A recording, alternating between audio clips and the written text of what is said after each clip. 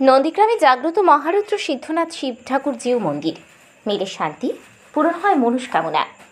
পূর্ব মেদিনীপুর জেলার নন্দীগ্রাম। এই নন্দীগ্রামেই রয়েছে অত্যন্ত জাগ্রত এক শিবধাম। নন্দীগ্রাম বিধানসভার অন্তর্গত রিয়াপাড়ায় অবস্থিত সিদ্ধনাথ শিব ঠাকুর মন্দির। লোকাচারে শোনা যায় প্রতি বছর উচ্চতায় বাড়ে এই মন্দিরের শিবলিঙ্গ, এক ধান করে। তোমারও নাম আমার নাম ভুলতে পারি না নন্দীগ্রাম। জমি আন্দোলনের অন্যতম তেভাগা আন্দোলনের সংগ্রামী নন্দীগ্রাম। এই নন্দীগ্রাম রাজ্য রাজনীতির পরিবর্তন ঘটিয়েছিল। তারও থেকে আরও একটি বড় পরিচয় এই নন্দীগ্রামে রয়েছে জানকীনাথ মন্দির। এছাড়াও রয়েছে বহু প্রাচীন জাগ্রত শিব মন্দির। কথিত রয়েছে এই মন্দির তৈরি হয়েছিল বাংলার সেন যুগে। এই মন্দিরটি রয়েছে নন্দীগ্রাম থানার অন্তর্গত রেয়াপাড়ায়। কথিত আছে চাঁদ সদাগর যখন বাণিজ্যে যাচ্ছিলেন, ঠিক সমুদ্রের ধারে পলি পড়ে গিয়েছিল। দূর থেকে যেন একটি মূর্তি দেখতে পেয়েছিলেন। সেই মূর্তি দেখে চাঁদ সদাগর এসেছিলেন এবং বালি খুলে দেখা গেল একটি শিবলিঙ্গ।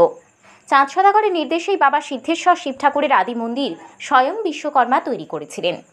তবে এই মন্দির পুরোটাই কাল্পনিক। কিভাবে তৈরি হয়েছে তা এলাকার মানুষ কেউ বলতে পারলেন না। তবে এই মন্দিরকে কেন্দ্র করে লাড মন্দির, তারই সাথে বিভিন্ন দেবদেবী মন্দির তৈরি হয়েছে। বর্তমানে ওই এলাকার মানুষজনের সহযোগিতা নিয়ে মন্দির তৈরি হয়েছে। উল্লেখ রয়েছে মেদিনীপুরের কর্ণঘরের রাজা যশবন্ত সিংয়ের রাজ্যসভার কবি রামেশ্বর ভট্টাচার্য 1763 খ্রিস্টাব্দে শিব সংকীর্তন গীতিকাব্য লিখেছিলেন। সেই গীতিকাব্যে রেয়াপাড়াকে তিনি প্রতাশ্রয় বা বন্দর হিসেবে উল্লেখ করেছেন। নন্দীগ্রাম রেয়াপাড়াতেই রয়েছে অতি জাগ্রত শ্রী শ্রী মহারুদ্র সিদ্ধনাথ মন্দির, শিব ঠাকুর জিউর মন্দির। দ্বাদশ শতকের মাঝামাঝি সময় গড়ে ওঠা এই মন্দির দৈর্ঘ্য 23 ফুট, উচ্চতা 50 ফুট। কথিত আছে এই মন্দিরের শিবলিঙ্গ প্রতি বছর একটি ধানের সমান উচ্চতায় বৃদ্ধি পায়। অতি জাগ্রত মন্দির, সেজন্য সারা বছর ধরে এই মন্দির চত্বরে ভক্তদের ভিড় লেগেই থাকে।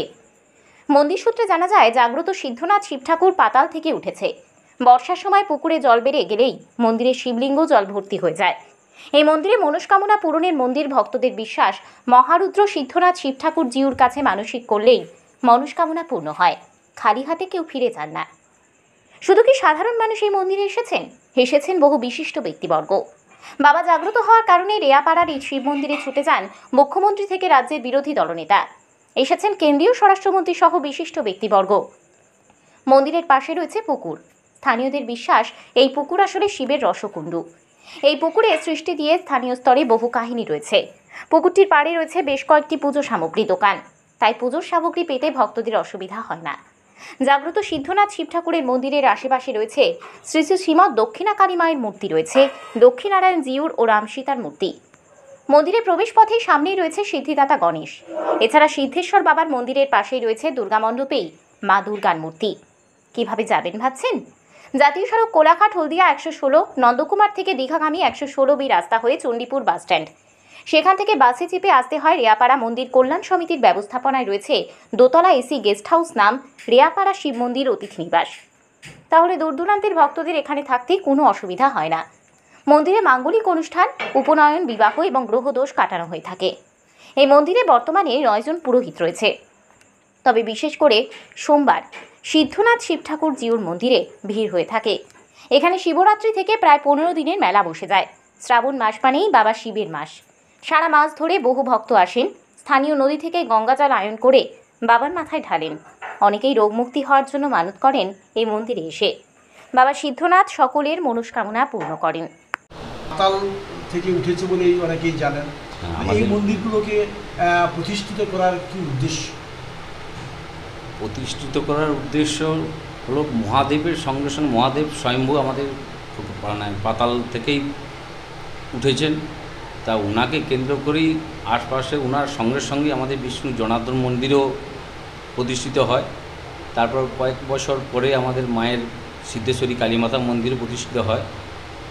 সবাই আসেন, যেখানেই মহাদেব থাকেন সেখানেই শিব থাকলে শক্তি থাকেন। তার সাথে তো উনি তো মহাদেবের একদম আধ্যাত্মিক বিষ্ণু, তা উনি তো অবশ্যই ওনাকেও রাখা হয়েছে, তো প্রতিষ্ঠিতভাবেই রাখা হয়েছে। তো যখনই কোনো ভক্ত মহাদেবের মন্দিরে আসলে উনি বিষ্ণু মন্দিরেও আসেন এবং মানে আমাদের শক্তি মন্দির সিদ্ধেশ্বরী কালীমাতা মন্দিরেও ওনারা পুজো দিতে যান। তো যে সমস্ত ভক্তরা আসেন তাদের মনের মধ্যে এটাই প্রবাহিত হয়েছে যে আমরা যদি কোনো শিব মন্দিরে আমাদের মহারুদ্র সিদ্ধেশ্বর শিব ঠাকুরজির কাছে গেলেই আমরা বিষ্ণু মন্দিরে এবং মায়ের মন্দিরে গেলেই আমাদের মনস্কামনা পূর্ণ হয়। তা সেই হিসাবে প্রত্যেকটা মন্দির আবার কিছুদিন পরে এই কয়েক বছর পিছিয়ে যেতে হবে, গেলে দেখা যাবে আমাদের ওখানে রাম মন্দিরও প্রতিষ্ঠিত হয়েছে। যখন রামনবমী ব্রত হতো বহুত দিন থেকে হতো, কিন্তু আজকে 2003 সালের মধ্যে রাম মন্দিরটাও প্রতিষ্ঠিত হয়েছে। তাদের ভক্তরা আসলেই মোটামুটি সমস্ত মন্দিরেই পুজো দেন এবং তাদের মনস্কামনা অবশ্যই পূর্ণ হয়। যার ফলে মহাদেবের কাছে আসলেই বিষ্ণু মন্দিরেও পুজো দেন এবং সতী যে আমাদের শক্তি আছে সিদ্ধেশ্বরী কালীমাতা, তা ওনার কাছেও পুজো দেন। পুজো দিয়ে ভক্তরা খুব নিজেকে নিজে স্যাটিসফাই হয়, যার জন্য ওরা আসেন, পুজো টুজো দেন। এই জন্যেই আরও সামনে গণেশজির মন্দিরও পরে নির্মাণ হয়েছে। আমাদের এখানে নারায়ণ মানে আমাদের এখানে সেরকম কোনো নামকরণ যেহেতু হয়নি, তো মোটামুটি বিষ্ণুর এতেই আমাদের পূজিত হয়। নারায়ণ শিলা যে আছে বিষ্ণুকেই দেওয়া হয়, কোনো নামকরণ সেখানে কোনো হয়নি। আপনার নাম? আমার নাম গৌরীশঙ্কর চক্রবর্তী।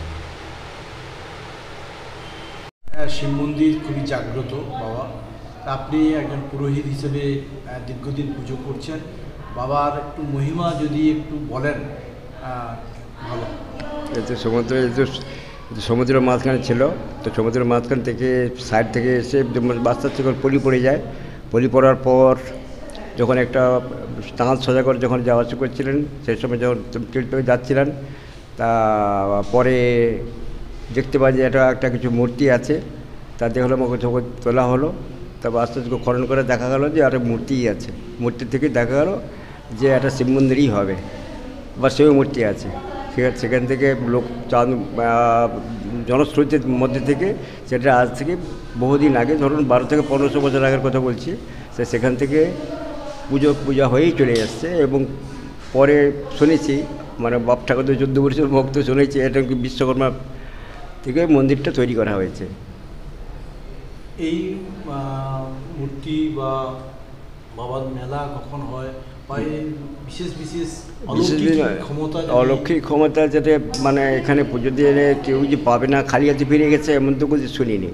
হয়তো কেউ কম পেয়েছে, কেউ বেশি পেয়েছে, কিন্তু খালি হাতে ফিরে গেছে পুজো দেওয়ার পর এমন তো কিছু শুনিনি পর্যন্ত। তো আমার 70-71 বছর বয়স হয়ে গেল, তো আমার মনে হয় না যে কেউ খালি হাতে ফিরে গেছে, এবং যারা দিয়ে গেছে তারা অনেক বেশি সাকসেস হয়েছে। এবং হলদিয়ার থেকে তো অনেক যাত্রী এসছে, যখন ওখানে সৌরভ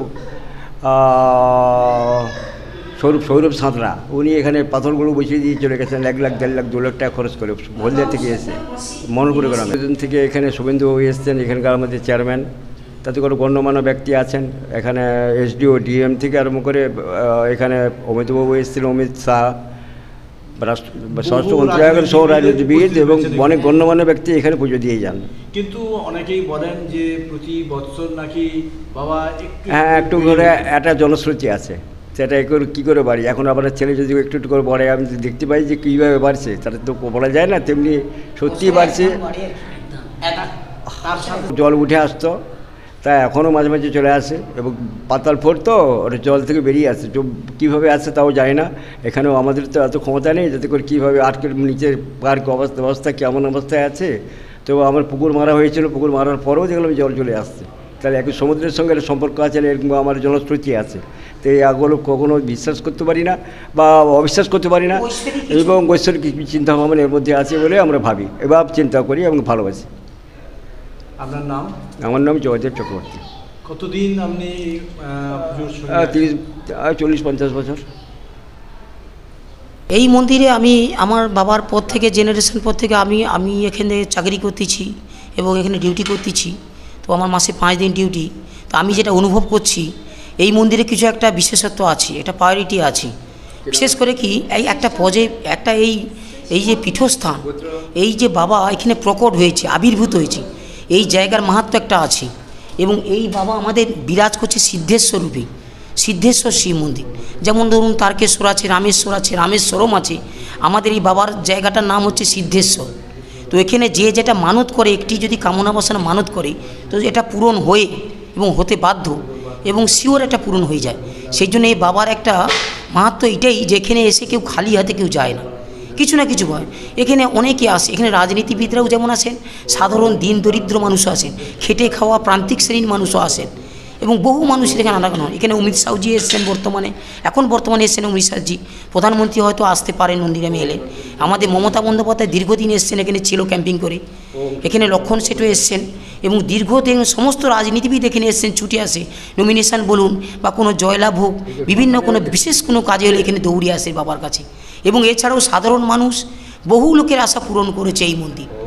আমার এই মন্দিরের হচ্ছে মাঙ্গলিক কাজ করানো হয়, মাঙ্গলিক দোষ সারানো হয়, বিবাহ হয়, উপনয়ন করানো হয়, এবং মানুষের বহুত এই যে চুল, আমাদের মাথা মুন্ডন বলি, এগুলো মানুষে মানত করে যে শরীর খারাপ হলে, বাচ্চাদের যখন খুবই শরীর খারাপের জন্ম থেকে ভুগে, তারা বলে বাবার কাছে আমরা চুলটা দেবো, ওই চুলটা দিয়ে আসে। সেই চুলটা দেওয়ার কিন্তু অনেক ছেলে সুস্থও হয়েছে, অনেক মায়ের সন্তান হয়নি, এখানে সন্তান দিয়েছে। বাবার মন্দিরকে কেন্দ্র করে অনেকগুলি মন্দির উপস্থাপন। আমাদের বাবাকে কেন্দ্র করে এখানে সিদ্ধেশ্বর কালী মাতা হয়েছে দীর্ঘদিনের। এখানে আমাদের লক্ষ্মীনারায়ণ আছে, আমাদের রাম সীতা বসানো হয়েছে।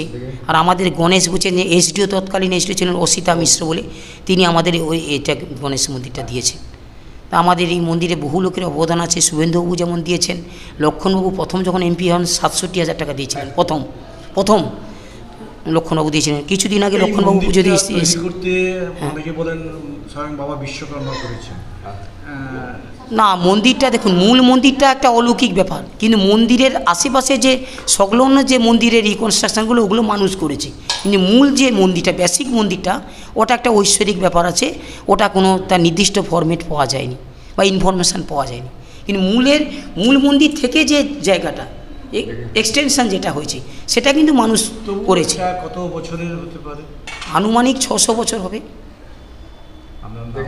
আমার নাম মোহন চক্রবর্তী, বাড়ি রেপাড়া, মানে সংলগ্ন মনোহরপুর গ্রাম, রেপাড়া সংলগ্ন আর কি।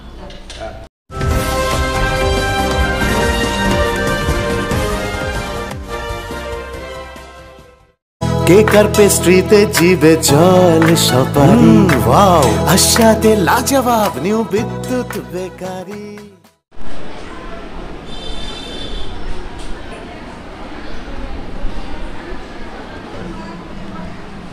দেখুন, আমরা এই বয়স পর্যন্ত আমাদের মহত্ব যেটা সংগ্রহ করেছি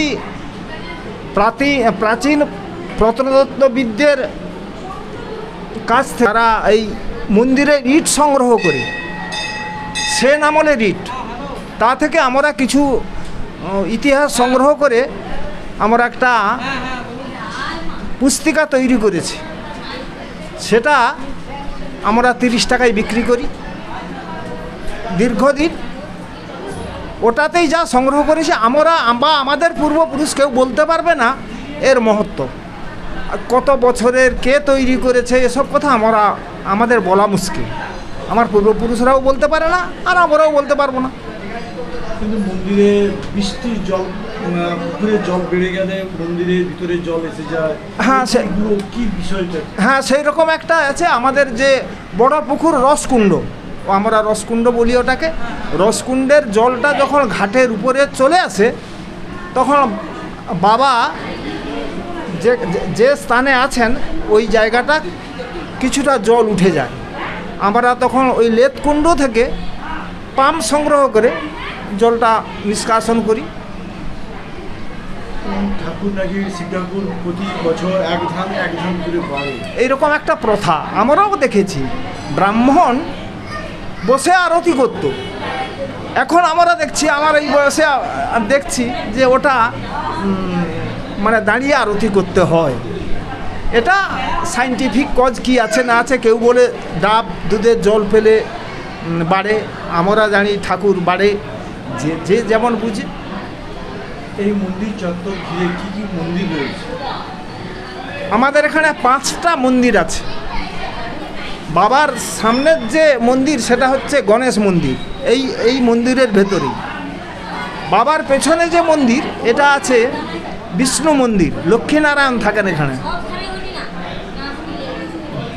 বাবার মন্দির থেকে বাইরে গেলেই কালী মন্দির, প্রাচীন কালী মন্দির, সেখানে কালী ঠাকুর থাকেন। আর তার কাছেই রাম লক্ষ্মণ সীতা এটার একটা মন্দির আছে।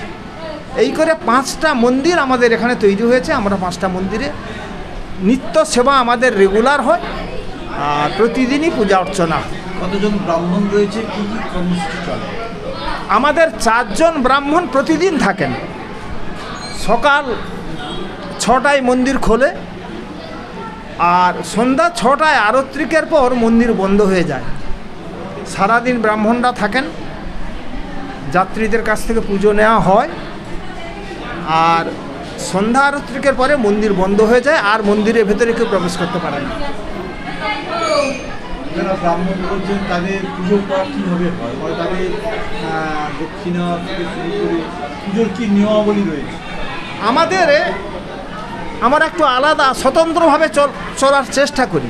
যাত্রী সাধারণকে আমরা ওই ব্রাহ্মণদের কাছে পাঠাই।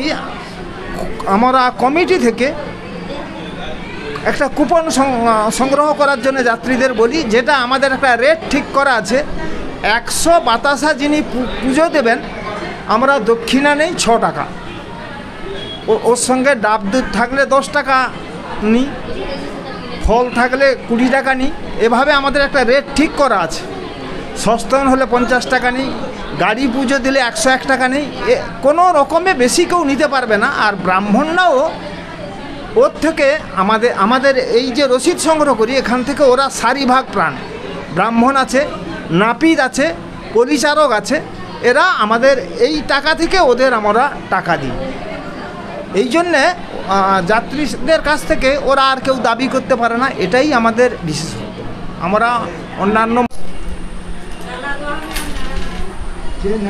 শিব মন্দিরের প্রাঙ্গণে অনেক গাছ, বহুদিনের পুরনো গাছ আছে, কিন্তু মন্দির কমিটি এবং শিব চতুর্দশী মেলা কমিটি এরা পরিবেশ রক্ষার স্বার্থে পরিবেশকে আরও উন্নতর জায়গায় নিয়ে যাওয়ার জন্য কিছু কিছু জায়গায় গাছ লাগানোর জন্য তার পরিকল্পনা গ্রহণ করেছেন। তার মধ্যে নারকেল চারা, নারকেল গাছ, অশ্বত্থ বটবৃক্ষ এবং অন্যান্য প্রজাতির গাছ লাগানোর জন্য পরিকল্পনা গ্রহণ করা হয়েছে। তবে কাজ এখনও তো শুরু করা যায়নি, কিছুদিনের মধ্যে কাজ শুরু হবে। এই মেলা প্রাঙ্গণ, মেলা যে দীর্ঘায়ু একটা বড় জায়গা যে মেলা হয় প্রত্যেক বছর, শিবরাত্রি, শিব চতুর্দশী থেকে 15 দিন পর্যন্ত এই রেপাড়া শিব মন্দিরের উদ্দেশ্যে মেলা উদযাপিত হয়। সেই মেলা প্রাঙ্গণে কিছু গাছ লাগানোর পরিকল্পনা গ্রহণ করা হয়েছে। আমি সেই পরিবেশের দায়িত্বে একজন সহকর্মী হিসাবে আমি বছর 5 কাজ করতেছি। হ্যাঁ, এর জন্য পরিবেশ কমিটি, একটা পৃথক কমিটি করা হয়েছে। সেই পৃথক কমিটির মধ্যে আমি একজন সদস্য। যতটুকু পারি পরিবেশকে রক্ষা করার জন্য আমি দায়বদ্ধতা নিয়ে কাজ করি। এই আমার নাম অশোক কুমার জানা। এই মন্দির 20 শতাব্দীর আগে। তা আমি এই মন্দিরে আজকে 40 বছর পুজো করতেছি। আমার বাবা করেছেন, দাদুও করেছেন, পরে পরে এই শিব ঠাকুর আমরা শুনেছি, বাবা দাদুর কাছে শুনেছি, ইনি হচ্ছেন পাতাল ফোড় শিব, মানে স্বয়ম্ভু। ইনি নিজেই আবির্ভূত হয়েছেন। এই জাগ্রত শিব, এখান থেকে যারা পুজো দিতে আসেন ভক্তরা, তারা যা মানত করে যান, যে কোনো একটা, অনেক বেশি করলে হয় না, যে আমার এইটাই প্রয়োজন, এইটা আমাকে পৌঁছে দিতে হবে, আমি আপনার কাছে আপনি মানত করে গেলাম যেন আমার এই কাজটা সুফল হয়। যে কোনো একটাই মানত করলে ইনি সদাশিব, জাগ্রত শিব, তার মনস্কামনা পূরণ করেন। অনেকের ধারণা, কেউ কেউ বলে যে এখানে এই পাথরের শিব বসানো, কিন্তু বহু ইঞ্জিনিয়ার এবং বাইরের ভূতত্ত্ববিদরা এসেছেন, দেখেছেন যে এই মন্দির, এই যে শিবলিঙ্গ একবার এই পাতাল থেকেই আবির্ভূত হয়েছেন। এই পুজো করলে এই সদাশিবের পুজো করলে সংসারের মঙ্গল হয় এবং যা কিছু আমাদের মনের বাসনা কামনা সব কিছুই ইনি পূরণ করেন। সেই জন্য বহু দূর দূর থেকে ভক্ত এখানে এসে পুজো দিয়ে যান এবং এখানে রাত্রি যাপনও করেন। এই মন্দিরকে কেন্দ্র করে বহুজনের